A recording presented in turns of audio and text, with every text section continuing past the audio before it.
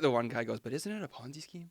And I said that exact same thing to him. I'm like, "Yeah, man, of course it is, but So is the rest of the world. yeah, the world that you live in is a Ponzi scheme too." Yeah. Like, Biggs and Boggs. ladies and gentlemen, welcome back to Your Future Hand with Biggs and Boggs. I'm Marty Boggs. And I'm Julian Biggs. Thank you very much for joining us today. I'd like to start this episode off with a thank you Episode to 4. Episode 4. I'd like to start this episode off with a thank you to Metal Magnate for the fantastic custom metal Biggs and Boggs sign. Biggs and Boggs. How about that? You fans are great. So, yeah, let's get right into it. What are we up to today, and how can we plan for tomorrow? Julian. Today, we are going to talk about the Bitcoin crash that just happened over the weekend, obviously, what's going on in the global markets, and just, just a quick conversation. I almost threw my laptop in the fire. We don't have our lovely sound man with us, Spencer, today and doing our screen share and stuff, so we're going to keep it short. And before we get into it, we're going to start with just a little bit of a market scope and dive into the charts and see what's going on. Market scope. So right now, we're looking at the Bitcoin versus US dollar chart on the daily time frame. And as you can see, we did get the rejection from the apex we've been talking about on this channel for quite some time, but eventually breaking right through the support box, through the 200-day moving average, falling all the way back to $40,000, where we reaccumulated on the 200-day moving average back in September. So this is unexpected, but not uncommon for Bitcoin to have these kind of setbacks and these kind of dips. There's a lot going on in the markets right now with CEOs and billionaires selling off some of their stocks and insiders selling some of their stocks. A lot of fear happening in the market right now, causing this big wick to the downside. So when this happens, leveraged positions get liquidated. I think it was quite a few $100 million in longs that got liquidated over the weekend, which is sad to see, but this is why we push our dollar cost averaging strategy and we look for these dips for buying opportunities. So what I'm looking at now is just for us to keep holding this 200-day moving average right where we're sitting now, around $49,000. As long as we hold this 200-day moving average, I think we're going to see some more upside potential in December. So that's what we're looking at. This is what we're keeping an eye on for now. This move down was it was unexpected, but it's not uncommon for Bitcoin. Like these kind of moves in an asset class with 70% volatility rate is it's not going to be too much to be concerned about. But this is why we push dollar cost averaging here and getting in light and not putting in more than you can afford. But this is for your future consumption. So when the prices are coming down, it's a chance to think that you're going to get a better deal on some more Bitcoin, because the reality is that one Bitcoin. Well, don't panic sell. Yeah, don't panic sell. Once you sell it, you've lost it. It's gone. Yeah, once you've You sold, want to hold on to it. once you've sold, you've truly lost the money, right? So that's what I'm watching for, is just us holding that 200-day moving average for now, and potentially doing some more accumulation. Yeah, so, which is totally why they call it an average, right? Because we were overheated. The market has been overheated for the last month or so, right? So it's totally.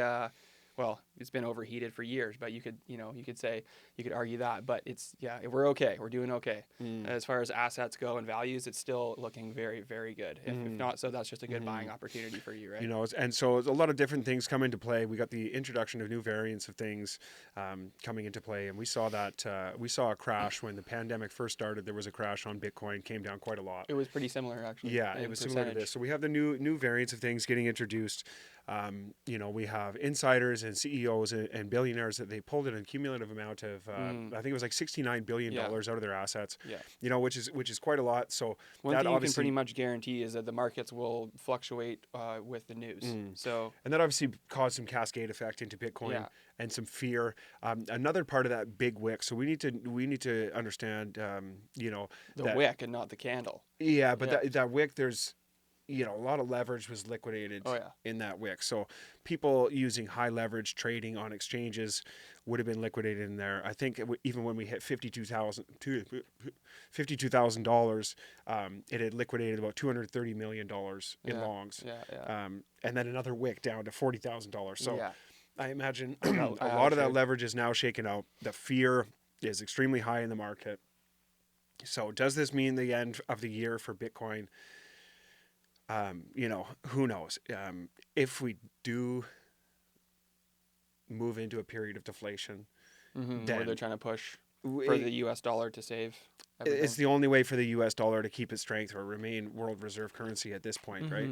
And so we kind of saw this coming. We didn't trade, like, I mean, a lot of these conversations were before we started the channel, but I've been talking about it for a while, and we've been having these conversations for a while, and that's, and this is kind of, evidence of that potentially happening, right? Because the only reason people are going to sell their assets and hold U.S. dollars is if interest rates for their debt go up, because they use cheap fiat debt to buy assets as they go up in value while the dollar goes down in value, right? But if the dollar is going to bring strength back and the dollar is going to go up in value, which we're starting to see trend of the dollar index, then they're going to want to hold their dollars until the market resets, and then they're going to go back into their assets. They're going to buy more assets. Of course, well, that's how they're just doing it, right? They're riding the waves back and forth, creating the narrative, and then riding the waves. Exactly. Right? So we need to understand that the narrative that controls these consumer markets based on human psychology. Exactly. And the fear makes people panic sell, right? But with Bitcoin, we don't want to sell our Bitcoin ever. We just want to accumulate Bitcoin. Exactly. You know what I mean? So that's why we dollar cost average and continue to buy regardless of where the price is. So this is why if we treat it like a savings and we buy once a week is probably honestly the best way to do it. Once a week, whatever you can afford once a week.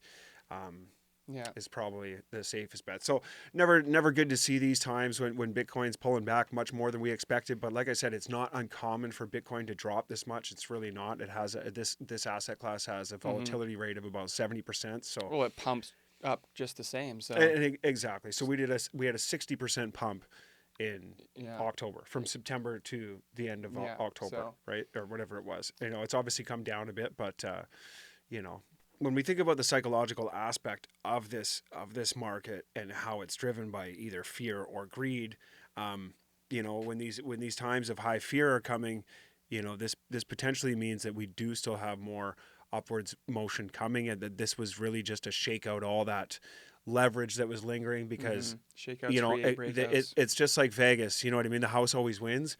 And when everybody's holding high leverage, which they held for so long, everybody thinks the market's going to go up because every single YouTuber says 100K. It's coming to 100K. Yeah, it's just around the corner. Well, they probably get paid to say that. Well, they do get paid to say 100% that. they get paid to say that. So they get paid to say that. And then, So we want to pay attention to that human psychology factor, because you know what happens after that. It's just like you said.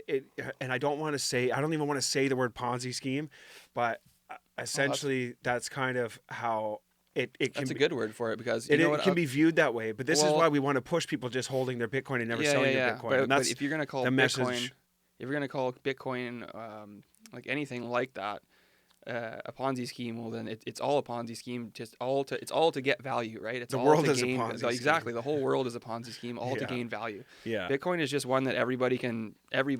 But if we push dollar cost averaging and holding your Bitcoin, you know what I mean? If everybody pushes that message, I don't struggle with the words. Ponzi scheme is an investment fraud. A Ponzi scheme is an investment fraud that pays existing investors with funds collected from new investors. So that's exactly how the world works. Yeah. That's exactly it. And then they got the pyramid scheme and all this stuff going. So I love how I've actually had somebody, because actually had a few people reach out since we started these episodes here, and the one guy goes, "But isn't it a Ponzi scheme?" And I said that exact same thing to him. I'm like, "Yeah, man, of course it is, but the world that you live in is a Ponzi scheme too." Yeah. Like, it's all just to try and gain value. At least with Bitcoin, you can hold that value, and if you don't sell it, it is just going to go up, because Bitcoin is very, very scarce.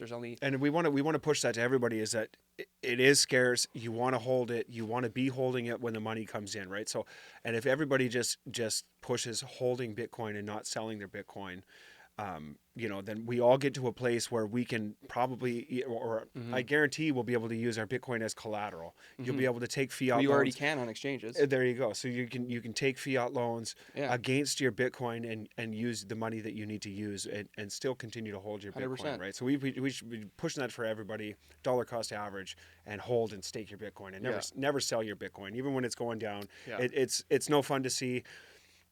It's no fun to see your savings coming down, but if you're not putting in, more than you can afford to lose, it doesn't matter, because then you're going to be all right. If that does scare you, then check it once a month. Yeah. Because checking it every couple hours or whatever is just ridiculous. Yeah. But put it in there every week or whatever you're doing, and only look at it ever so often. How often do you? I mean, I guess a lot of people look at their savings in their banks all the time. I don't personally. But anybody who's bought and hold Bitcoin on a regular basis, they are after what more do you need to know? 2 years. I bought Bitcoin for $250, like in 2016 or whatever it was when it first started fucking running up there, and now it's at. What is it at now? 50, almost 50,000. So what would you say the only mistakes you've made? The only mistakes I've made is that I've sold or traded for other coins to try and get those moonshots when I should have just held Bitcoin, because you end up losing $20 here, $20 there, $20 there when you just hold Bitcoin over the long period of time.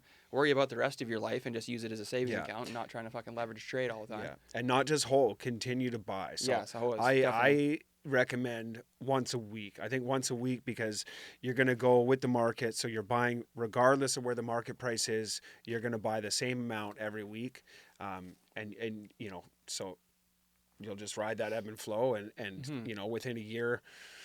Especially this year too. I think that even if this is the end of the year for Bitcoin, which I don't personally think that it is, we're going to see that money come back in a lot sooner now with the amount of institutional investors, the amount of media hype and political hype and attention.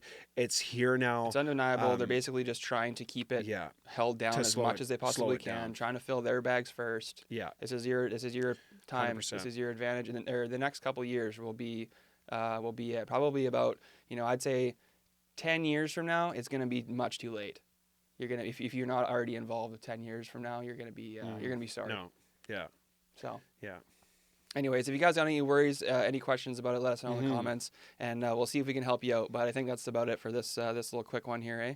What do you think? Quick one, yeah. We did. The last one was pretty long, so we're doing a short one today for you guys. So like and subscribe. Thanks for all the cool shit. You guys are awesome, and it's been fun. Biggs and Bogs out. Yeah, thanks very much. Please do like and comment below if you've got anything for us to share with you next time. Anyway, catch you in the next one. Peace.